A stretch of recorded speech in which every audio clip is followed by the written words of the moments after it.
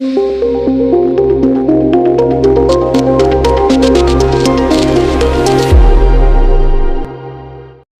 पत्रकार परिषदेच्या निमित्तानं उपस्थित असणारे आपले इथले प्रांताध्यक्ष महाराष्ट्राचे राष्ट्रवादी काँग्रेस पक्षाचे सुनील तटकरेजी, दुसरे नागालँडचे प्रांताध्यक्ष इथं आलेले ते आमचे सहकारी, तसंच धनंजय मंत्री मंडळातील सहकारी, रुपाली महिला अध्यक्षा आणि बाकीचे सगळे कार्यकर्ते, पत्रकार मित्रांनो, आपल्याला सगळ्यांना माहिती आहे की 2 दिवस निर्धार नवपर्वाचा वैचारिक मंथन आणि घड्याळ तेच वेळ नवी अशा प्रकारचं अधिवेशन 30 आणि 1 तारखेला राष्ट्रवादी काँग्रेस पक्षाने कर्जतला इथं ठेवलेलं होतं आणि काल जवळपास 14 सन्माननीय मान्यवरांनी आपले विचार आपली मतं मांडली.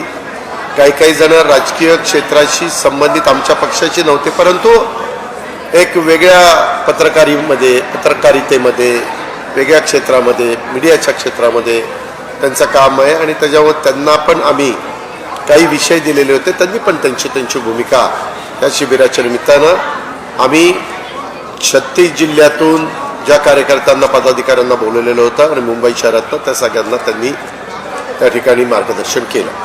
आज जवळपास सकाळी लवकर सुरुवात आम्ही केली आणि सकाळपासून जवळपास 12-13 लोकांनी आज पण आपली मतं आपले विचार हे शिबिराच्या निमित्तानं कार्यकर्त्यांच्या समोर ठेवलेले. साधारण आपल्याला सगळ्यांना माहिती आहे, मी ही सगळी जबाबदारी जी घेतली ती जबाबदारी घेतल्यानंतर आम्ही मंत्रिमंडळामध्ये गेलो. मला राष्ट्रीय अध्यक्ष त्याच्या आधी करण्यात आलं. 30 तारखेला ती मिटिंग झालेली होती आणि त्याच्यातून राष्ट्रवादी काँग्रेस पक्ष अजित मजबूत व्हावा. आता नागालँडला पण 7 आमचे आमदार निवडून आलेले आहेत, ते पण 7च्या 7 आम्हा लोकांच्या बरोबर आहेत. तिथले प्रांताध्यक्ष काल आम्ही इथं कार्यकारिणी वर्किंग कमिटी घेतलेली होती, त्याला पण आमचे केरळ आणि सगळे ईशान्य भारतातनं किंवा आमच्या दिल्लीतून, नंतर उत्तर प्रदेशमधनं, बिहारमधनं असे सगळे मान्यवर जे मेंबर आहेत ते सगळे आलेले होते आणि ती पण आमची रात्री उशिरा कार्यकारिणी वर्किंग कमिटी आम्ही केलेली आहे. साधारण आज मी माझ्या पक्षाच्या पदाधिकाऱ्यांनी, सेल प्रमुखांनी काय भूमिका घेतली पाहिजे, 2 दिवसाच्या शिबिरामध्ये काही जुने पण दाखले आणि काय घडलंय ते पण सांगण्याचा प्रयत्न सुनील तटकरेंनी प्रांताध्यक्षांच्या निमित्तानं प्रास्ताविकात केला. प्रफुल्लभाई पटेलांनी पण, ते आमचे कार्याध्यक्ष आहेत, त्यांनी पण त्या वर्किंग प्रेसिडेंट आहेत, त्यांनी पण त्या ठिकाणी केला. मलाही थोडं बहुत नंतरचं 5 जुलैच्या नंतरचं जे काही घडलं ते सांगायचं होतं. मी महाराष्ट्राला या निमित्तानं सांगतो, मी कुणाचंही बदनामी करणारा माणूस नाही, कुणालाही कमी लेखणारा माणूस नाही, कुणालाही काहीतरी बोलून त्यांची समाजामध्ये काही प्रतारणा करण्याचा माझा कुठलाही उद्देश नाही.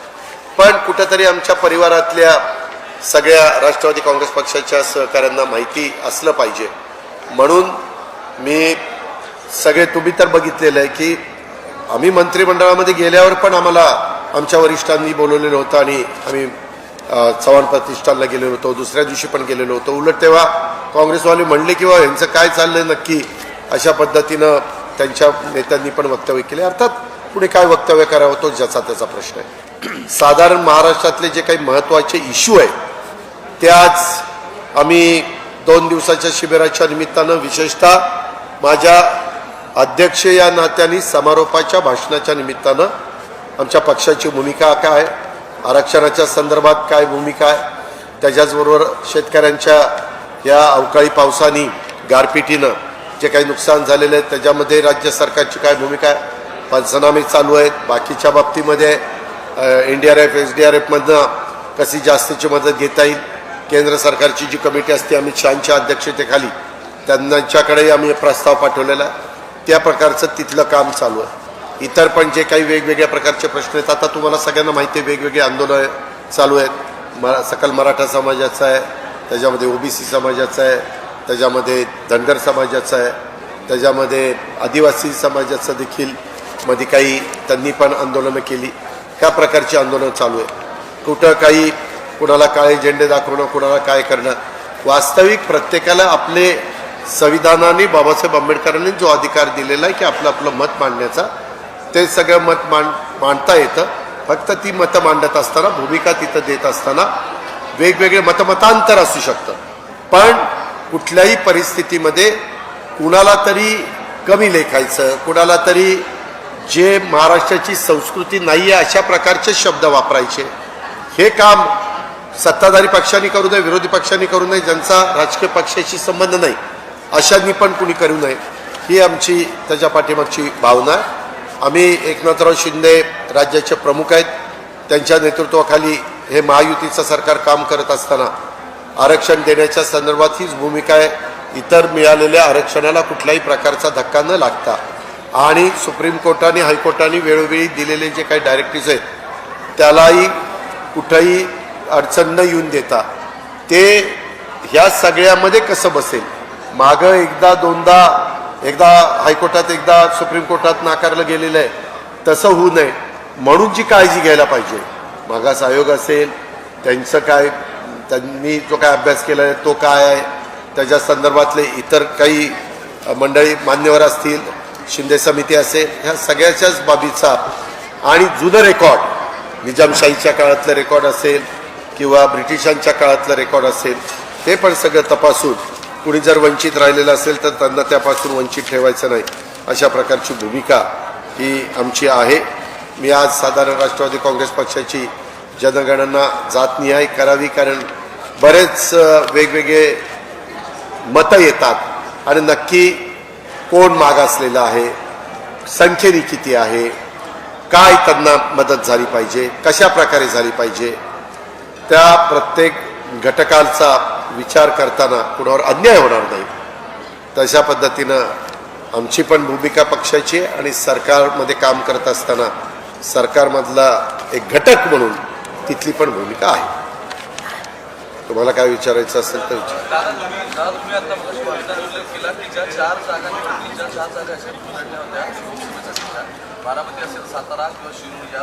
रायगड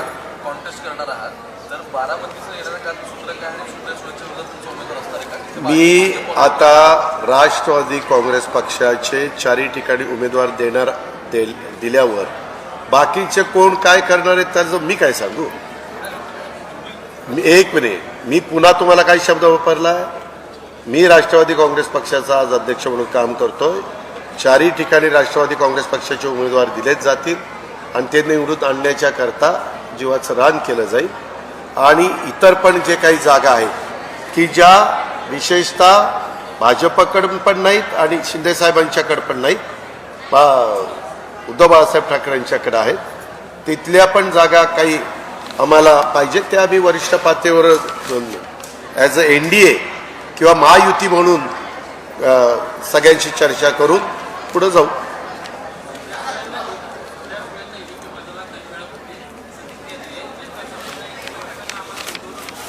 कुठल्या बैठकीमध्ये?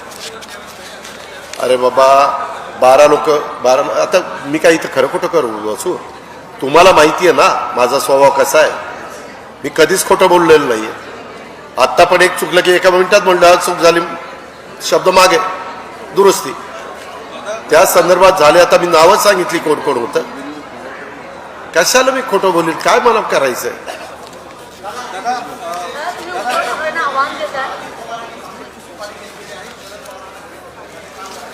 का अनिल देशमुख पण माझ्याबरोबरच होते, ह्या सगळ्या मिटिंगला ते हजर होते. त्यांनी सांगितलेलं होतं की मला मंत्रिमंडळामध्ये स्थान मिळालं पाहिजे. भाजपने सांगितलं की तुमच्या मंत्रिमंडळाची यादी ज्यावेळेस गेली तर ते म्हणले की आम्हाला मधी आम्ही यांच्याबद्दल सभागृहात आणि बरीच ॲलिगेशन केलेली आहे आणि लगेच मंत्रिमंडळात आम्ही त्यांना घेतोय तर आमच्या विश्वासार्हतेवर प्रश्न निर्माण होईल, त्याच्यामुळे त्यांना घेता येणार नाही. आता त्यांनी तसं सांगितल्यावर त्यांचं नाव कमी झालं. त्यांचं नाव कमी झालं की ते म्हणले मला मंत्री नाही तर मी तुमच्यावर नाही. हे स्पष्ट आहे, काळ्या दगडावरची पांढरी रेघ आहे.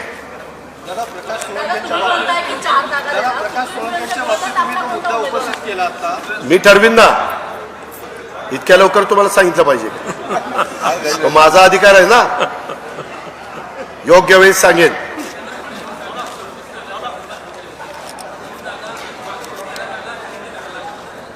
ठीक आहे, ती चर्चा आम्ही पेपरला वाचली. आपण काही काळजी करू नका. आम्ही तिघजण अतिशय व्यवस्थित, कुठलेही मतभेद न होता, तुम्हाला कुठलीही बातमी ब्रेकिंग न्यूज न देता अतिशय सामोपचाराने जागांचं वाटप करू. तुम्ही भाषणामध्ये बहुजनवादाचा उल्लेख केला. आता तुम्ही भाजपसोबत आहात, जे भाजपला जाऊन बद्दल बोलत आहे, महाराष्ट्रात वेगवेगळ्या ठिकाणी त्यांचे अजेंडा आहे, राम मंदिराबद्दल बोलत आहेत. माझं असं म्हणणं आहे की मंत्रिपद वाटप असेल किंवा तुमची कार्यपद्धती असेल, याला एक कॉमन मिनिमम प्रोग्राम असू शकतो, पण विचारधारेचा कॉमन मिनिमम प्रोग्राम कसं काय तुम्ही सांगड काढला? एक मिनिट, तुम्ही ती काळजी करू नका बाबांनो, तुम्ही अजिबात काळजी करू नका. मी मगाशी उदाहरण दिली. नितीश कुमार पण 2-2, 3-3 वेळेला त्यांच्यावर गेले की नाही, ममता बॅनर्जी गेले की नाही, मुफ्ती मोहम्मद गेले की, मुफ्ती महबूबा मुफ्ती गेल्या की नाही, फारुख अब्दुल्ला गेली की नाही, किती नावं घेऊ. त्याच्यामध्ये सगळे त्यांच्यावर गेलेले आहेत, परंतु तरी देखील आज सेक्युलर म्हणून ते त्या ठिकाणी भेटतात. आणि मागच्या वेळेस आम्हाला सगळ्यांना शिवसेनेबरोबर नेलं. शिवसेना कोण होती? तुम्ही पत्रकार मित्रांनो, तुम्हाला माहिती का, 2014ला आम्ही सगळेजण तिथं बसलो असताना बाहेर जाऊन वरिष्ठांना विचारून प्रफुल्ल पटेलनी बाहेरनं पाठिंबा जाहीर केलेला होता. तो कुणाला दिला होता? तो भाजप, भारतीय जनता पक्ष त्यांना दिलेला होता. त्यामुळे ते सरकार आलं. विश्वासदर्शक ठरावाला पण आम्ही भाग घेतला नाही. तटस्थ राहिलो म्हणजे एक प्रकारचं मदतच होती ना. अरे पट्ट्या,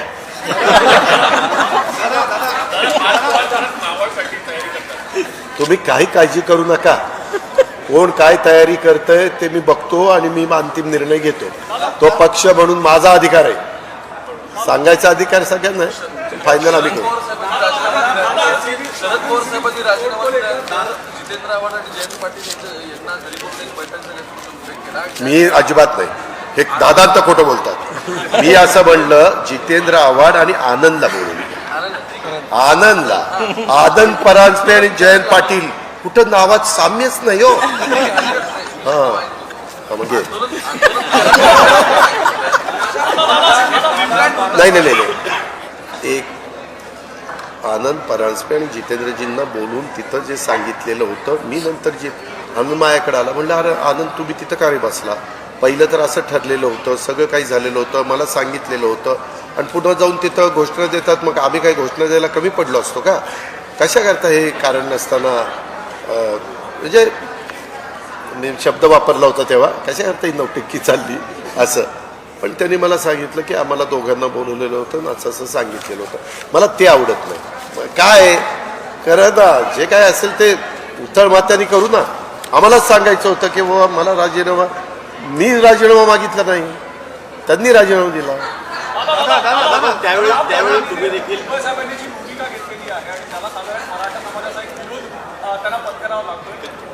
कर्जतमध्ये 4-5 ठिकाणी विरोध झाला. मी आपल्याला स्पष्ट सांगतो, मी राष्ट्रवादी काँग्रेस पक्षाचा अध्यक्ष म्हणून आमची भूमिका, पक्षाची भूमिका आता सांगितलेली ना. अब माझं भाषण ऐकलं नाही तुम्ही? पण नाही, एक मिनिट, ही पक्षाची भूमिका मी स्पष्टपणे सांगितलेली. एक मिनिट, प्रकाश फडणवीसांच्या बाबतीत तुम्ही आता जो भाषणामध्ये मुद्दा उपस्थित केला, तर आता त्यांना संधी होती, मंत्रिमंडळ का घेतलं नाही असं जयंत पाटलांनी नाही, आत्ता मला वेगवेगळ्या घटकाला, मला त्याच्यात एनटी घ्यायचे होते, मला त्याच्यामध्ये ओबीसी घ्यायचे होते, मला त्याच्यामध्ये महिला घ्यायची होती, मला मागासवर्गीय घ्यायचा होता, मला मुस्लिम घ्यायचा होता, मला आदिवासी घ्यायचा होता. हे सगळं 9 मध्ये त्यांना म्हणा तुम्ही आणि तुम्ही बसून दाखव, काय म्हणणं नाही आपलं.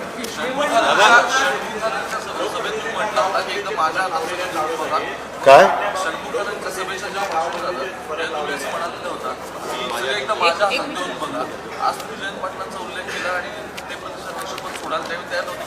नाही नाही नाही नाही तो हे चर्चा झाली, पण झालं ना. आता मला राष्ट्रीय अध्यक्ष केलं ना, मी बदल्यामुळे केलंच ना पक्षाने. 12 वर्ष काय झालं? अरे एकाने बोला, 12 वर्ष काय झालं आपण सांगितलं. कुठल्या 12 वर्ष? म्हटले 12 वर्ष काय घेतलं? 12 वर्षात नाही, मी म्हणलं मागचं सगळं सांगितलेलं ते 5 जुलैच्या सभेमध्ये झालेलं आहे. 5 जुलैच्या नंतरचं सांगितलं. असं कसं करता एकाने? फुल माहिती जो खुलासा केला. हा आंबेडकर म्हणतात 6 डिसेंबर नंतर देशामध्ये आणि महाराष्ट्रामध्ये जातीय दंगली होणार आहेत. काय याच्यावरती देशाचं मी सांगू शकत नाही, कारण देशाची जबाबदारी अमित भाईंच्यावर आहे कायदा सुव्यवस्थेची, ते त्या ठिकाणी सांभाळायला खंबीर आहेत. महाराष्ट्रामध्ये देवेंद्रजी, मी आणि एकनाथराव आम्ही तिथं मुख्यमंत्री आणि 2 उपमुख्यमंत्री म्हणून काम करतो. अशा पद्धतीनं महाराष्ट्रामध्ये कुठलंही काही घडणार नाही याबद्दलची काळजी खबरदारी आम्ही घेऊ. दादा 31 डिसेंबर नंतर राज्याचं मुख्यमंत्री पद हे रिकामं होतंय आणि अजित पवार हे असं कोण म्हणलं? असं संजय राऊतांनी भाकीत केलं. दादांत खोट आहे. तेव्हा एक मिनिट त्यांना विचारू द्या. दादांना कावड कावड असं म्हटलं गेलं, असं तुम्ही उल्लेख केला बऱ्याच. तर ते असं कोण म्हणाले आणि कुठे उल्लेख लागले? दिल्लीमधल्या युक्तिवादामध्ये हा मुद्दा त्या ठिकाणी मांडला गेला. पण त्याच्याने आपल्याला काय फरक पडतो? आम्हाला जे वाटलं त्याच्या वेदना आम्हाला ज्या झाल्या त्या बोलण्याचा मला अधिकार आहे. मी पक्षाचा प्रदेशाध्यक्ष आहे. त्या ठिकाणी युक्तिवादामध्ये तो शब्दप्रयोग वापरला गेल्यामुळे महाराष्ट्रातल्या जनतेला अजितदादा काय आहे ते पूर्णपणाने माहिती असल्यामुळे मी ते स्पष्टीकरण माझ्या पद्धतीने दिलेलं आहे. धन्यवाद.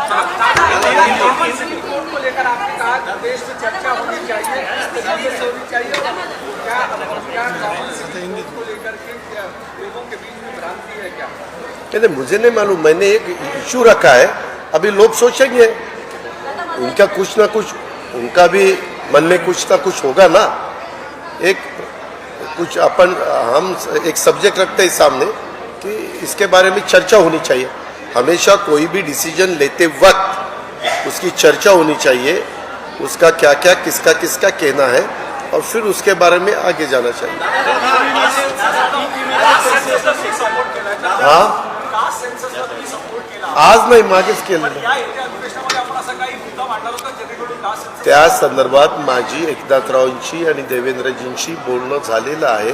त्या संदर्भामध्ये आपण पण बघताय, अनेक वेगवेगळे राजकीय पक्ष त्याच्याबद्दल आपली आपली भूमिका मांडतायत. शेवटी ज्याच्यात आमच्या तिघांचं एकमत होतं तो निर्णय फायनल होतो ना, मी पुढे जातो. तुम्ही झालं ना विचारून, आपण विचारून झालं, त्यांना विचारलं, तुम्ही इतके जण विचारताय. त्यांना विचारू द्या ना. हा, तुम्ही विचारा.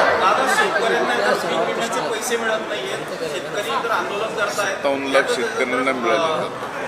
रविकांत तुपकरांचं देखील एक आंदोलन झालं. आताच्या घडीला 57 लाख शेतकऱ्यांना मिळालेले आहेत.